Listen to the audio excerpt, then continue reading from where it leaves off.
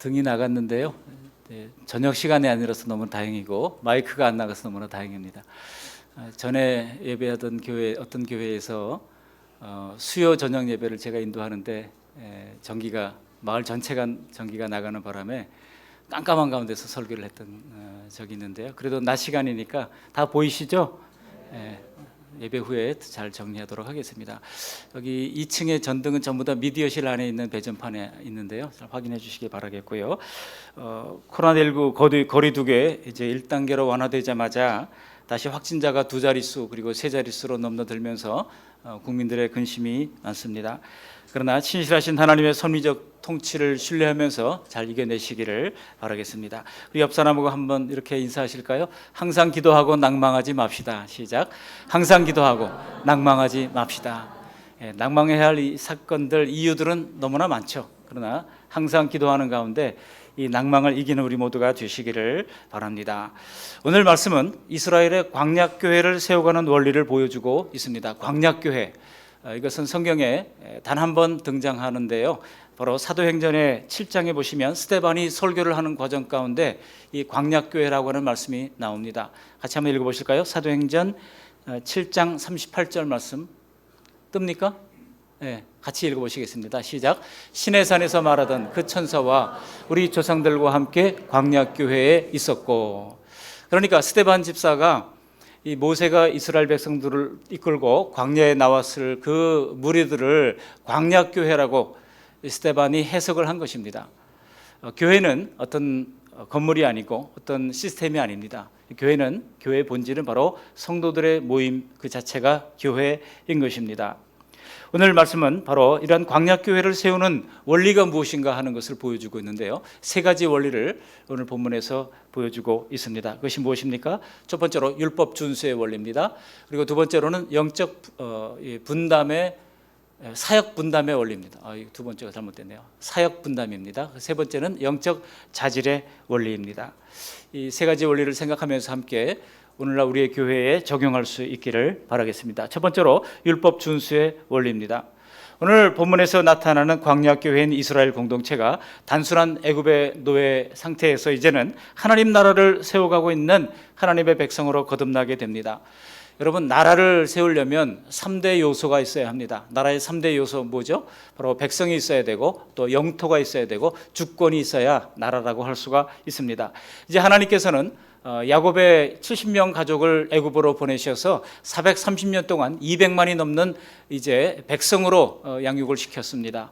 그리고 가나안 땅을 약속해 주심으로 영토를 이제 약속해 주셨습니다. 그리고 뿐만 아니라 시내산에서 다음 주에 보시겠습니다만 언약을 세우심으로 말미암아 하나님이 통치하시는 주권을 선포하셨습니다. 그래서 백성과 영토와 주권이 완성되는 이런 하나님의 나라가 이루어지게 된 것입니다. 하나님은 계획하신 대로 이스라엘 백성들을 이끌고 하나님이 직접 통치하시는 하나님의 나라를 세워 가십니다. 그래서 이스라엘 백성들은 드디어 하나님의 백성으로 새롭게 태어나는 것입니다. 그런데요, 사실 모세를 따라 애굽을 탈출하게 된 이스라엘 백성들은 이전에는 상상도 해본 적이 없는 상황 속으로 밀어넣어진 것입니다. 애굽의 노예 생활은 매일이 고된 노동에 시달리는 그런 이제 반복이었지 않습니까? 내일도 달라질 것이 없고 일주일 뒤도 한 달 뒤도 1년 뒤도 아니 2년 10년 뒤도 달라질 것이 없는 희망이 없는 노동의 연속이었던 것이 애굽의 노예 생활이었습니다. 그런데 얼떨결에 모세를 따라 나왔더니 홍해 바다가 갈라지고 또 하늘에서 양식이 우수수 떨어져 내려오는 놀라운 기적이 일어나는 것을 경험하게 된 겁니다. 그런데 여러분, 난감한 것은 이제부터는 이들이 애굽의 노예가 아니라 하나님의 백성으로 살아야 한다는 데 있습니다. 애굽의 삶과는 완전히 다르게 살아야 한다는 것입니다. 이제부터는 사람의 손에서 받아먹고 사는 것이 아니라 하늘에서 내려주는 만나를 먹고 사는 것입니다. 전에는 사람 주인의 눈만을 의식하며 살았는데 이제는 구름 기둥과 함께 하시는 하나님의 눈을 늘 의식하며 살아야 하는 것입니다. 그런데 여러분, 죄인들은 사실 이 하나님의 통치를 받는 것보다는 애굽의 삶이 훨씬 더 편한 겁니다. 애굽식으로 사는 것이 속이 훨씬 더 편한 것입니다. 오늘날 성도들도 마찬가지예요. 세상을 따르던 삶과 하나님을 섬기는 삶에는 완전한 차이가 있습니다. 그래서 오히려 더 불편한 거예요. 애굽식으로 사는 것이 내게 더 속이 편한 겁니다. 겉으로 보기에 똑같은 일을 하고 똑같은 사람들을 만나고 가족들을 위해서 똑같이 저녁 식사를 준비하지만 하나님을 따르는 백성의 삶은 그 방향이 완전히 다른 것입니다. 바로 이 점을 우리는 늘 재확인하면서 살아야 할 것입니다. 그렇다면 애굽에서 살던 방식과 하나님의 백성으로 삶이 다르다고 하는 것을 가장 확실하게 인식하는 방법이 뭐겠습니까? 그것은 바로 법을 따르는 것입니다. 법, 실생활을 규제하는 법을 통해서만 그것이 가능하다고 하는 것입니다. 세상 국가의 국민들이 의식 수준과 생활을 규정하는 것이 무엇입니까? 바로 법 아닙니까? 여러분, 부동산을 거래하고 매매를 할 때 이 부동산 3법의 지배를 받잖아요. 당장. 요즘 법이 하도 많이 바뀌어가지고 국민들이 도대체 법이 어떻게 되는지를 잘 모르고 있습니다. 부동산 하시는 분들도 너무 많이 바뀐다고 혼돈스러워합니다. 오늘 본문 뒤에 나오는 21장부터 23장까지의 말씀을 자세히 들여다보니까 하나님께서는 이제는 하나님의 백성으로 살아야 할 백성들의 율례와 규례가 무엇인지를 아주 촘촘하게 정해주시는 것을 알 수 있습니다. 그 가운데 제가 은혜 받았던 것 몇 가지만 소개하면, 예를 들면 이런 것입니다. 염소 새끼를 그 어미의 젖에 삼지 말지니라, 그런 말씀이 있어요. 출애굽기 23장 19절 말씀입니다. 당시 사람들은요, 고기를 삶을 때 고기가 더 부드럽게 맛있게 먹기 위하여 그 우유에다가 이제 이 고기를 삶았던 겁니다. 그러니까 새끼가 먹고 살았어야 할 그 어미의 젖으로 어린 새끼를 삶는다고 하는 것은 인간을 위해서 희생하는 그 동물들에게는 너무나 잔인한 일이라고 하는 것이죠. 그래서 하나님의 백성들은 전에는 마음껏 살았지만 이제는 상상도 못할 생활의 규범을 하나님께서 가르쳐 주시는 것입니다. 또 출애굽기 22장 보시면은요, 가난한 자들의 담보롯을 만일 전당을 잡았다고 하면 그 겉옷을 해지기 전에 다시 돌려주라는 겁니다. 왜냐하면 겉옷은 고대 중근동 지역에서는 이불의 역할을 했던 것입니다. 그래서 전당을 잡았더라도 밤에는 돌려주고 아침에는 다시 돌려받았다가 밤에는 또 다시 돌려주고, 그렇게 하라는 거예요. 이상한 법을 하나님께서 만들어 주신 것입니다. 여러분, 매번 그렇게 하다 보면 사람들이 어떤 마음이 들겠습니까? 그냥 가져라, 이렇게 하지 않겠습니까? 그렇게까지 가난한 사람들을 모질게 좀 대하지 말라고 하는 그런 의미가 거기에 담겨 있는 것입니다. 또한 레위기 19장 9절 10절 그리고 신명기 24장 19절 이하를 보시면은요, 가난한 사람들과 고아와 과부와 나그네들을 위하여 밤모퉁이를 다 거두지 말라고 이야기합니다. 추수를 할 때 밤모퉁이는 구석에는 그냥 남겨두라는 거예요. 그리고 추수를 하다가 떨어진 이삭은 다시 줍지 말라는 것입니다. 지나가는 나그네들이 좀 주워서 먹고 살 수 있도록 하라는 겁니다. 여러분, 지금 우리 세상은요, 바닥에 떨어진 이삭까지 죄다 긁어 모으려고 하는 세상입니다. 대기업이 더합니다. 아니던가요?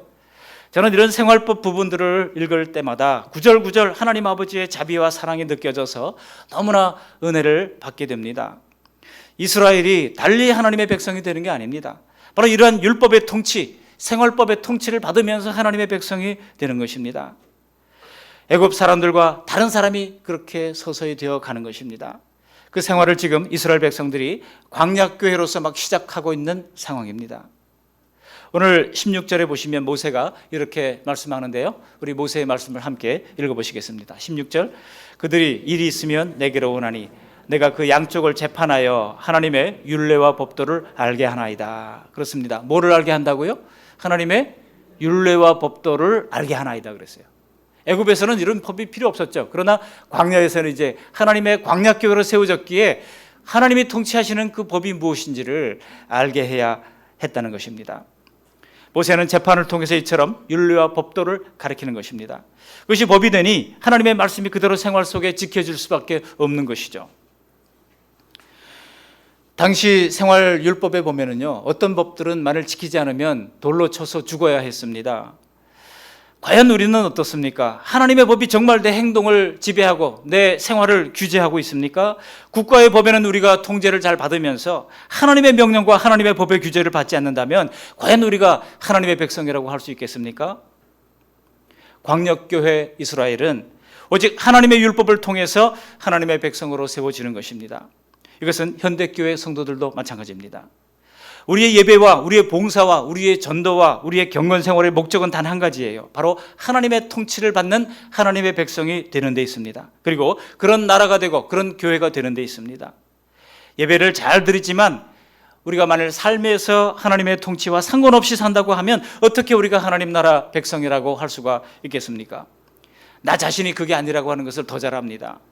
오늘 광야교회가 세워져가는 최초의 조직은 군대 조직이 아니라 바로 율법과 규례를 가르쳐 지키게 하는 학교 조직이라고 하는 것을 우리가 알아야 합니다. 그래서 교회는 일종의 학교입니다. 교회 학교예요. 주일학교만 교회 학교가 아닙니다. 중등부, 고등부, 청년부, 대학부, 우리 장년부 모두가 다 사실은 교회 학교에 우리가 입학해 있는 것입니다. 왜? 하나님의 법을 배우기 위해서 입학하고 있는 것입니다. 우리가 하나님의 말씀을 잘 지켜야 하나님께서 우리를 위해 대신 싸워주십니다. 하나님이 약속하셨잖아요. 전쟁은 하나님께 속한 것이다. 그러니 너희는 그저 하나님의 말씀만 잘 지키기만 해라. 그러면 나머지는 하나님께서 다 알아서 해주신다는 것입니다. 이것이 바로 가나안 정복 전쟁에서 하나님께서 행하셨던 방법인 것입니다. 그런데 오늘날 우리들에게는요, 그 율법의 말씀을 잘 지켜 행할 수 있도록 하나님께서 장치를 만들어 주셨어요.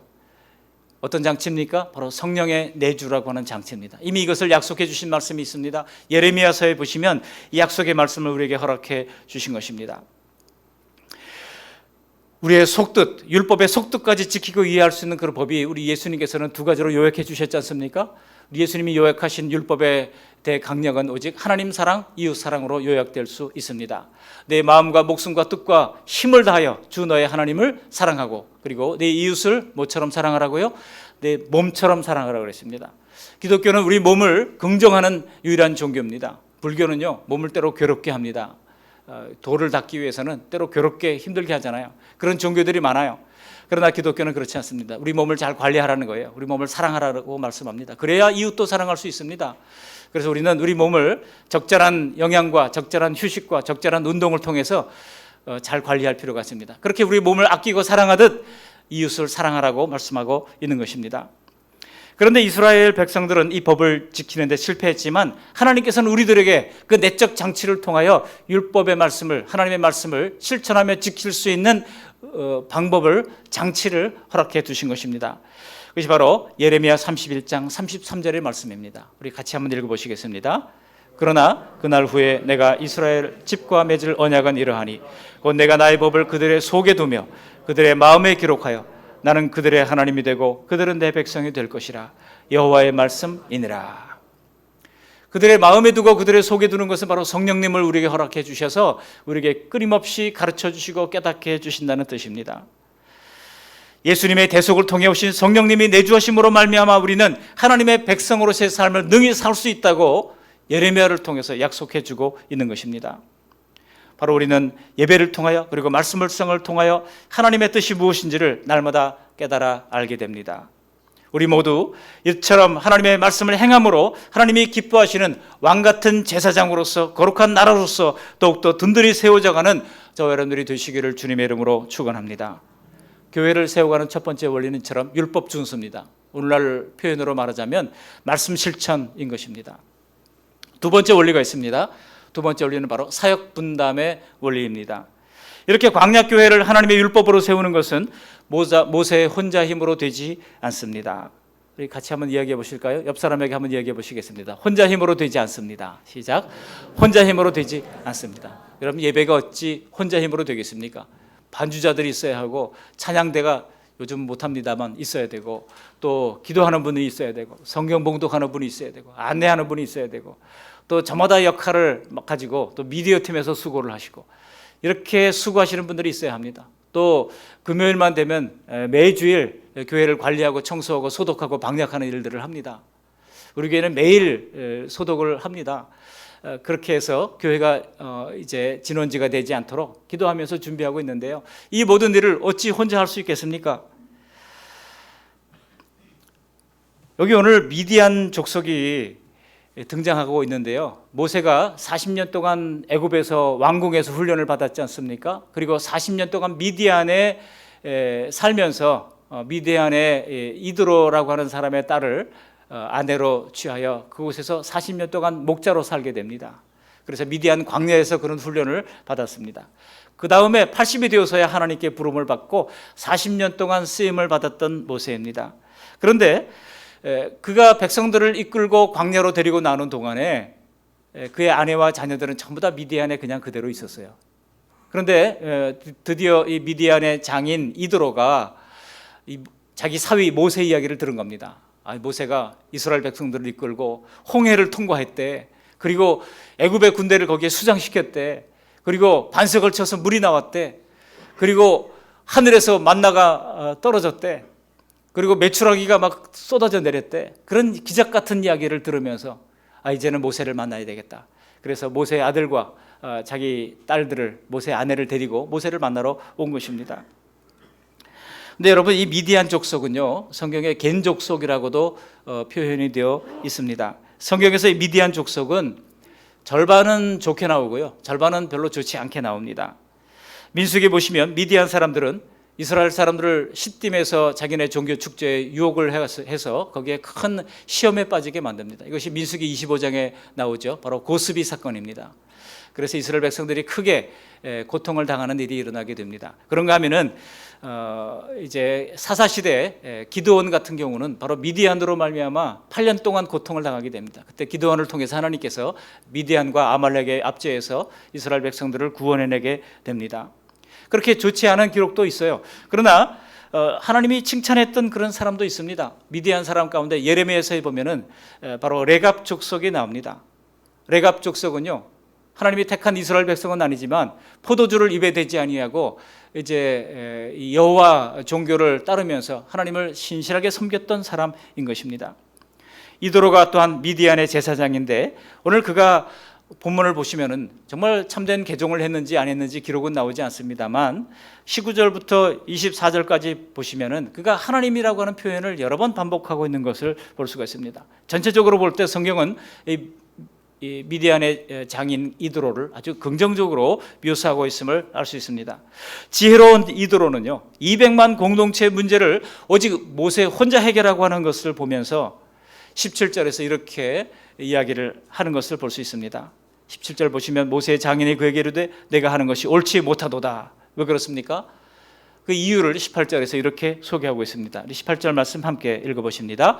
너와 또 너와 함께한 이 백성이 필경 기력이 쇠하리니 이 일이 내게 너무 중함이라 내가 혼자 할 수 없으리라. 우리 같이 한번 외쳐보시겠습니다. 혼자 할 수 없습니다. 시작. 혼자 할 수 없습니다.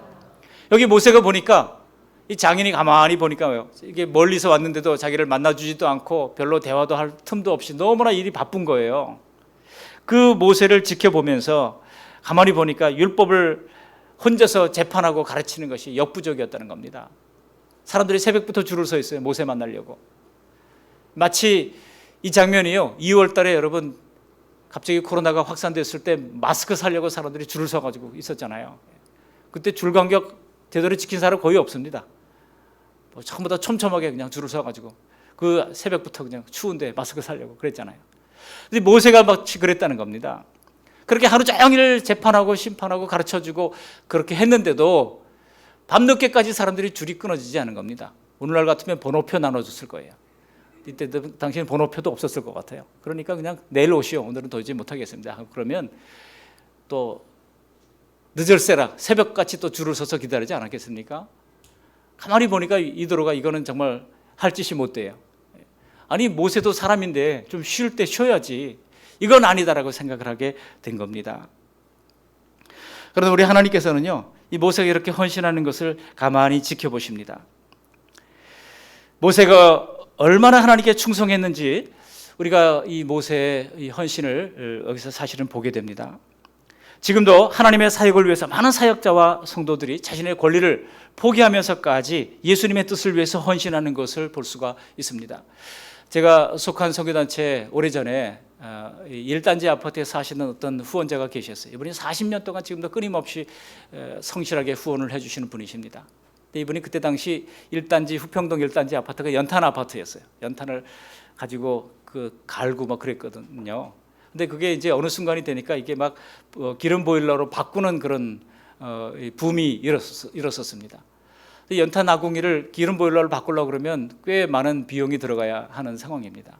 근데 그때 제가 속한 선교단체에서 뭐 시설을 좀 바꾸는 일이 있어가지고 같이 후원을 요청하고 하는 일이 있었어요. 근데 이분이 편지를 보냈더라고요. 자기가 이걸 바꾸려고 모아놨었는데 캠퍼스 사역하는데 훨씬 더 중하니 내가 1년 동안 더 참겠습니다 하면서 그렇게 그것을 모아가지고 헌신했던 그런 모습이 있었습니다. 여러분, 하나님의 교회가 오늘날 여기까지 올 때는, 우리 한국 교회가 여기까지 올 때는 놀라운 헌신을 했던 수많은 사람들의 그 눈물의 헌신이 있었기 때문에 여기까지 왔던 거 아니겠습니까? 우리 교단만 하더라도 그렇습니다. 우리 교단이 이제 1939년에 합동측 통합측 분리된 이후에 우리 합동 측에서는요, 남아있는 게 아무도 없었습니다. 총회회관 전부 다 통합 측이 가지고 갔어요. 그리고 이 합동 측을 선택했던 교회들은요, 사택에서 전부 다 쫓겨났어요, 목사님들이. 그리고 막 가구들이 막 길거리에 던져졌어요. 신학교도 다 뺏겼어요. 그래가지고 그냥 사람들이 서대문에서부터 또 남산에서부터 신학교도 없이 그렇게 이것저것 전전하면서 살았어요. 이것을 안타깝게 여겼던 부산의 어떤 장로님 한 가정이 정말 눈물겹게, 자신은 정말 어렵게 살면서, 물론 사업을 크게 하시는 장로님이었습니다만 이분이 결심을 하고 이제 양지에다가 땅을 4만 평을 사가지고 총신에다가 기탁을 했던 겁니다. 이것이 기초가 되어가지고 지금 양지 총신대학교가 된 겁니다. 여러분, 이루 말할 수 없는 그런 수많은 헌신들이 모여서 오늘날 우리 한국교회, 특별히 우리 교회를 이루어갔던 것을 볼 수가 있습니다. 여러분, 이게 그냥 된 게 아니에요. 우리 젊은 세대들은 우리 선배들의 헌신을 우리 기억할 필요가 있습니다. 지금도 주님의 사역을 위하여 자신이 누릴 것을 포기하고 예수님의 뜻을 위해 헌신하는 사람들을 하나님께서 귀하게 여기십니다. 하나님이 주셔서 누리게 하는 일반적 은총이 분명히 있잖아요. 여러분, 우리 사도 바울 같은 경우는요, 아내를 데리고 다닐 권위 분명히 있었습니다. 그럼에도 불구하고 그가 주님 나라를 위하여 그것을 포기했습니다. 실제로 전도서 9장 9절에 보면 이렇게, 요즘 새벽마다 전도서를 우리가 읽고 있는데 얼마나 은혜가 되는지 몰라요. 전도서 9장 9절에 보면 내 헛된 평생의 모든 날, 곧 하나님이 해 아래서 내게 주신 모든 헛된 날에 내가 사랑하는 아내와 함께 즐겁게 살지어다. 그것이 내가 평생의 해 아래에서 수고하고 얻은 내 몫이니라 그랬어요. 그런데 주님께 더욱더 헌신하기 위하여, 더 차질 없이 하나님 맡겨진 사명을 수행하기 위하여 사도 바울은요, 이것을 다 포기했다는 겁니다. 그래서 고린도전서 9장 5절에 보면 사도 바울이 이런 얘기를 하고 있습니다. 같이 한번 읽어보시겠습니다. 우리가 다른 사도들과 주의 형제들과 게바와 같이 믿음의 자매된 아내를 데리고 다닐 권리가 없겠느냐 그랬어요. 게바는 누굽니까? 베드로입니다. 베드로는 아내가 있었죠. 나도 베드로처럼 아내가 있고 가정을 세우고 그렇게 살고 싶은 마음이 있다는 겁니다. 그렇게 다닐 권리가 있지만은, 그러나 복음을 위하여 그 권리마저 예수님께 다 드리겠다, 이것이 바로 사도 바울이 선택했던 것입니다. 사랑하는 성도 여러분, 우리는 내가 충분히 누릴 권리가 있는 작은 것 하나를 주님을 위해 포기하는 것조차도 얼마나 어렵습니까? 요즘 제가 날씨가 너무 좋아요. 산책을 칠전동을 쭉 이렇게 산에도 가지만은 어떤 때는 동네 한 바퀴를 제가 돕니다. 김영철의 동네 한 바퀴처럼 엄기홍의 동네 한 바퀴를 혼자서 그냥 합니다. 그러면서 참 이 칠전동이 참 아름답고 좋은 동네구나 하는 생각을 하게 되는데, 얼마나 이 가로수가 이렇게 물드는 컬러가 아름다운지 몰라요. 또 자동차를 타고 한번 이렇게 돌기도 합니다. 그런데 이 식구들하고 자동차를 타고 가다가 이제 집에 돌아와서, 음악을 요즘 제가 클래식을 듣고 있는데요, 이 가을과 계절과 너무나 잘 맞아 떨어져요. 베토벤의 소나타 3번이 나오는데 너무나 마음을 울리는 거예요. 그래가지고 제 아내 보고 먼저 내리라고, 나 이거 다 듣고 들어가겠다고. 듣고 들어가는데 참 좋더라고요. 야, 정말 클래식이 어울립니다. 여러분, 요즘 아이들 말로 30분 순삭이에요. 그냥 시간이 언제 가는지 모를 정도로 훌쩍 가게 됩니다. 물론 요즘은 어떤 가수의 테스형 이런 것들이 마음을 울리기도 합니다. 근데요, 이처럼 좋아하는 음악을 많이 듣는 것도 우리가 하나님 나라를 위하여 헌신하고 성령 충만함을 위하여 때로는 방해가 되는 것을 저는 느낍니다. 그래서 좀 절제하려고 합니다. 좀 너무 심하다 싶으면 좀 절제, 여기까지, 오늘은 여기까지, 이렇게 생각을 하면서 절제하려고 합니다. 우리가 믿음의 최선을 위해서 아주 작은 내 행복을 포기할 때, 저는 하나님이 어떤 큰 헌신을 할 때만큼이나 기뻐하신다고 하는 것을 느끼게 됩니다. 우리가 영적으로 좀 새로워지기 원한다면, 영적으로 좀 분위기 전환을 하기를 원한다면 기도를 결단함과 더불어서 이런 절제가 중요할 수 있습니다. 사실 우리의 헌신의 영역은 뭐 어느 정도 정해져 있지 않습니까?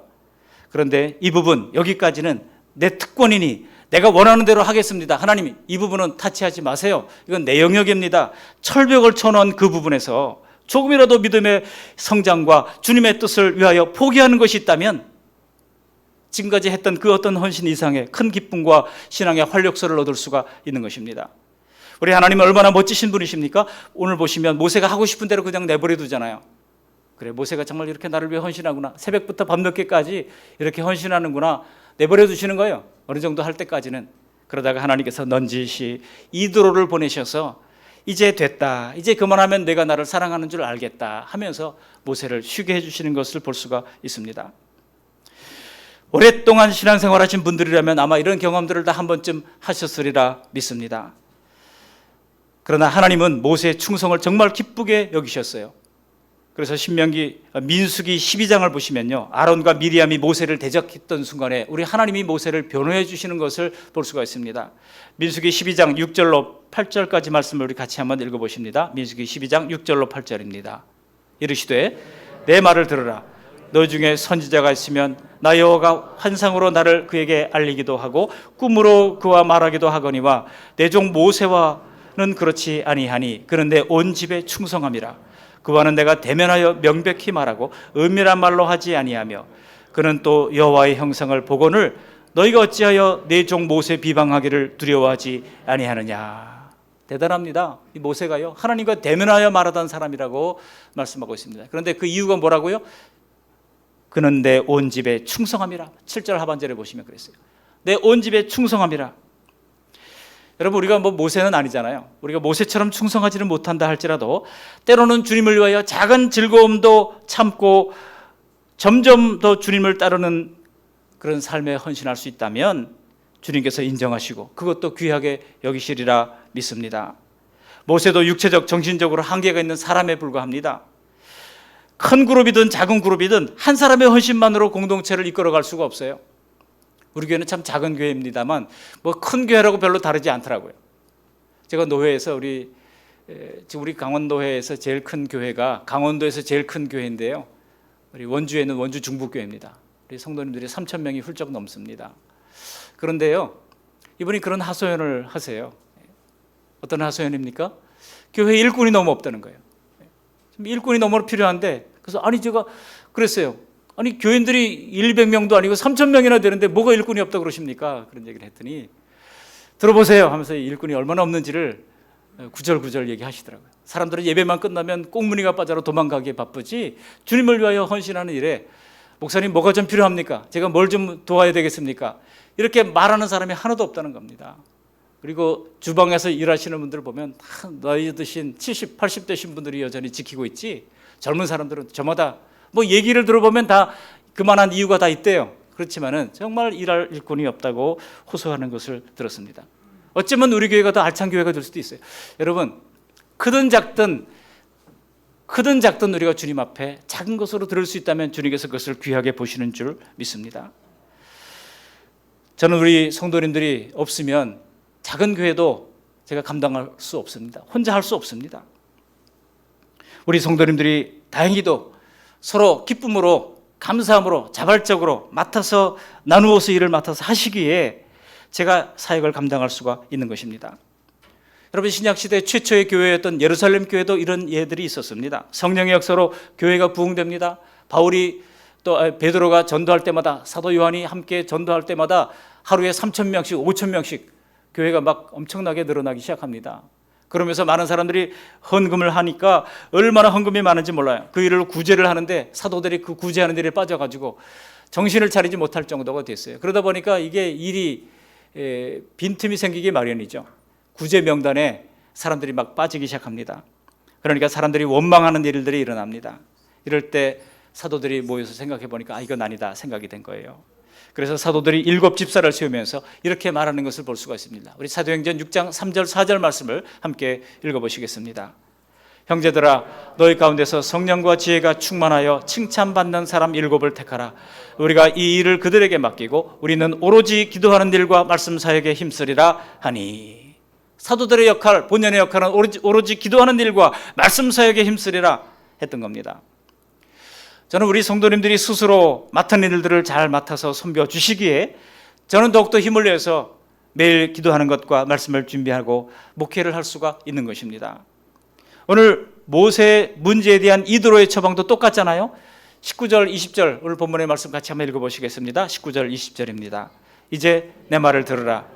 내가 내게 방침을 가르치리니 하나님이 너와 함께 계실지로다. 너는 하나님 앞에서 그 백성을 위하여 그 사건들을 하나님께 가져오며 그들에게 율례와 법도를 가르쳐서 마땅히 갈 길과 할 일을 그들에게 보이고. 그랬습니다. 무슨 말씀입니까? 나머지 일은 서로 분담해서 하라고 하는 것입니다. 그리고 모세는 율례와 법도를 연구해서 백성들이 마땅히 갈 길과 할 일을 가르치는 일에 최선을 다하고 그리고 공동체 전체를 총괄하는 일을 하라는 것입니다. 그리고 백성 중에서 능력 있는 사람을 뽑아서 각자의 능력에 맞게 일을 분담시켜 하라고 하는 것입니다. 이도로가 가만히 보니까 이 재판이라고 하는 것이 뭐 어려운 건 아니잖아요. 하나님의 율법이 있으니까 이게 하나님의 율법이다. 그러면 그 율법대로 이 선출된 사람들이 하면 되는 것입니다. 그리고 애매모호한 것, 이걸 누가 합니까? 애매모호한 것을 정해주는 남자가 있어요. 애정남. 오늘 성경에는 모세가 바로 그 사람이에요. 애매모호한 것을 정하는 것은 모세에게로 가져와라 그거예요. 그러면 모세가 그것을 하나님께 기도하면서 풀어서 가르쳐 주면서 그 일을 하게 됐다는 것입니다. 그래서 여러분, 각자의 주관적 판단이 아니라 율법에 정해진 대로 하나님 말씀대로 하면 되는 것입니다. 주님의 교회가 운영되는 방법도 똑같습니다. 반드시 우리가 하는 모든 일에는 그 뒤에 하나님의 말씀의 기준이 있어야 합니다. 하나님의 말씀이 근거가 무엇인가? 말씀의 근거가 있어야 하는 것입니다. 우리가 구역교회 모입니까? 말씀의 근거를 가지고 있어야 합니다. 왜 모입니까? 분명히 성경적 근거가 있잖아요. 우리가 왜 찬양해야 됩니까? 분명히 하나님의 말씀의 근거가 있잖아요. 우리가 왜 구제하고 봉사해야 됩니까? 분명히 성경적 말씀의 근거가 있는 것입니다. 교회에서 하는 모든 교회 봉사와 섬김과 행동 뒤에는 하나님의 말씀의 근거가 있어야 합니다. 우리가 뭔가 새로운 일을 하게 될 때는 먼저 생각해야 됩니다. 하나님의 말씀의 근거가 뭐지? 그것을 생각해야 하는 것입니다. 이렇게 교회 모든 조직과 봉사가 하나님의 말씀을 배우고 가르치고 함께 지켜서 그리스도의 몸을 세워가는 공동체가 바로 교회인 것입니다. 광야의 교회가 그러했듯이 오늘날 우리 교회도 이렇게 사역 분담의 원리를 따라서 올바른 봉사자와 직분자들이 계속 세워져야 하는 것입니다. 여러분, 교회는 그래서 우리만 잘하면 되는 게 아니에요. 다음 세대를 봐야 됩니다. 우리 어린아이부터 시작해서 중고등부, 청소년부, 청년부, 대학부, 청장년부 그리고 노년에 이르기까지 계속해서 다음 세대가 일어나고 세워지고 또 이 임직식을 통해서 일꾼을 세워가는 일들을 계속해야 하는 것입니다. 그래서 혼자 하는 것이 아니라 함께 분담한다고 하는 것을 가르쳐야 하는 것입니다. 마지막입니다. 마지막 세 번째로는 영적 자질의 원리입니다. 오늘 이도로를 보면은요, 참 놀라운 것이 놀랍게도 오늘 이도로가 공동체 지도자로 세울 사람들의 자격을 아주 정확하게 제시를 하고 있어요. 우리 21절 말씀을 함께 읽어보시겠습니다. 21절 너는 또 온 백성 가운데서 능력 있는 사람들 곧 하나님을 두려워하며 진실하며 불의한 이익을 미워하는 자를 살펴서 백성 위에 세워 천부장과 백부장과 50부장과 10부장을 삼아. 이도로가 거기서 뭐라고 말씀하고 있습니까? 능력 있는 사람이 백성들을 인도할 지도자가 되어야 된다는 것입니다. 근데 그 능력 있는 사람이 누굴까요? 이도로가 바라본 능력 있는 사람은 세 가지로 거기에 소개되어 있습니다. 이는 결코 세상적 기준으로 지적인 능력, 어떤 재력, 어떤 통솔력 그것을 말하는 것이 아닙니다. 바로 세 가지가 있는데 그것은 바로 영적 능력입니다. 곧 하나님을 두려워하며 그랬어요. 하나님을 두려워하며. 하나님을 두려워하는 것이 교회에서는 영적으로 능력 있는 사람이라고 하는 것입니다. 이드로의 이해는 참 기막힌 이해예요. 대단한 이드로인 것을 알 수 있습니다. 이드로가 보기에 당시 내노라는 사람이 있다면 누굽니까? 애굽의 바로왕 아니겠습니까? 당시 전 세계를 쥐락펴락하는 사람이 바로 바로왕이었습니다. 그런데 애굽 제국의 그 바로왕을 패망시킨 하나님을 깨닫고 그가 앞에 보시면은요 18장 10절에 내려가 보면 이도로가 하나님을 찬양하는 것을 볼 수가 있습니다. 바로 왕이 어쩌다 참패를 당하게 됐을까 생각해 보면 그 바로 왕은 하나님을 두려워하지 않았기 때문입니다. 하나님을 두려워하지 않았어요. 그러니까 하나님 편에서 볼 때는 그는 무능력한 사람입니다. 하나님 편에서 볼 때 능력 있는 사람은 바로 하나님을 두려워하는 사람이 능력 있는 사람인 것입니다. 우리 옆 사람 얼굴 잠깐 보세요. 속으로 한번 생각해. 이분이 하나님을 두려워하는 분인가 아닌가? 이분이 정말 능력 있는 사람인가 아닌가? 세상에서는 능력이 있을지 몰라도 교회에서는 전혀 능력이 없는 사람도 있을 수 있습니다. 교회에서는요, 하나님을 두려워하는 사람이 진정 능력 있는 사람이라고 하는 것입니다. 그래서 내 능력과 수완과 내가 이루어 놓은 것을 대단하게 여기고 자랑하면서 사는 것은 하나님을 두려워하지 않는 행위에 불과한 것입니다. 그것은 오히려 하나님 편에서 볼 때는 무능력한 것이고 정말 영원한 무능력한 사람으로 살게 될 것입니다.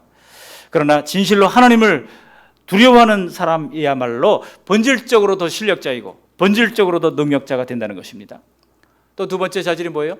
이 능력 있는 사람은 이도로가 평가하기에 진실한 사람이라고 하는 것입니다. 저 사람 신뢰할 만해, 저 사람 정말 진실해, 이런 평가를 들을 수 있다면 이야말로 능력 있는 사람이라는 것입니다. 근데 저 사람은 저 수완은 좋은데 정말 믿을 수는 없어, 이렇게 된다면 이건 교회 안에서는 무능력한 사람이라고 할 수가 있습니다. 여러분, 능력자입니까? 우리가 신앙 안에서 능력자로 인정받는 저와 여러분들이 되시기를 바랍니다. 세 번째로 뭐예요? 불의한 이익을 미워하는 사람이라고 하는 겁니다. 불의한 이익을 미워하는 사람. 자기에게 돌아올 이익에 대해서는요, 사람들이 얼마나 빛의 속도로 빠르게 계산하는지 몰라요. 그런데 여러분, 자기에게 돌아올 이익에 대하여 마음속까지 그렇게 초연한 사람은 별로 많지 않습니다. 세상 재판에서 보면 종종 이렇게 노골적으로 정의보다 돈이 판결을 좌우하는 경우들이 많습니다. 그래서 유전 무죄,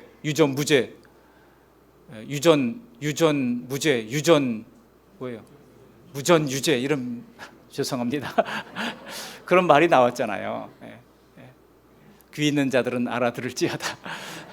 참 이게 세상이 참 그런 시대가 되어버렸어요. 네, 여러분, 돈뿐만이 아닙니다. 사람들은요, 어떤 형태로든지 자기에게 돌아올 이익을 빠르게 계산합니다. 지도자들도 여기 별로 자유롭지 못합니다. 성도들도 마찬가지입니다. 나의 기도로, 나의 아낌없는 봉사로 뭔가 교회 안에서도 인정을 받고 사람들의 칭송을 받고 박수갈채를 받는 것을 얼마나 빠르게 계산하는지 몰라요. 그렇게 그런 것을 은근히 염두에 둔다고 한다면 이것 역시 불의의 이익을 사랑하는 것이라 할 수 있는 것입니다. 그러나 우리가 하나님을 두려워할 때 그 하나님이 모든 것을 아시고 합당한 상벌을 주신다 하는 것을 알고서 하나님 앞에 진실하고자 하는 사람, 이런 사람이 진정한 교회에서 능력 있는 사람이 될 수가 있다는 것입니다. 바로 이런 사람이 모든 시험을 물리치고 거룩한 주님의 교회를 세우는 일꾼이 된다는 것입니다. 말씀을 정리하겠습니다. 오늘 하나님의 법과 말씀 위에 광야교회가 세워져 가듯이 우리 교회도 오직 그리스도의 복음과 말씀을 배우고 행하는 그 안에서 세워져 가야 합니다. 바로 이것이 말씀 준수의 원리, 율법 준수의 원리입니다. 그리고 또한 그동안 하나님을 충성되게 봉사하고 헌신한 성도님들이 계속해서 하나님이 기뻐하시는 직분자로 세워지고 다음 세대도 믿음 안에서 잘 성장해서 계속하여 하나님 나라를 향한 세대 계승의 선순환이 있어야 할 것입니다. 이것이 바로 사역 분담의 원리입니다. 혼자서는 못합니다. 이럴 때 영적 자질의 원리가 뒤따라야 합니다. 하나님을 두려워하고 진실하며 불의한 이익을 미워하는 그런 영적인 능력자들을 배출하는 우리 교회가 될 수 있기를 주님의 이름으로 축원합니다. 아멘. 고맙고 감사하신 하나님 아버지, 오늘 광야교회가 세워져가는 원리를 통하여 우리에게 가르쳐 주신 것을 감사를 드립니다. 바로 율법 준수의 원리, 그리고 사역 분담의 원리, 영적 자질의 원리를 따라 하나님을 두려워하고 진실하며 불의한 이익을 미워하는 진정한 능력자들이 세워져서 오늘날 우리 교회와 한국교회도 그와 같이 광야교회처럼 아름답게 세워져 나갈 수 있도록 하나님 은혜를 베풀어 주시옵소서. 예수님의 이름으로 감사하며 기도합니다. 아멘.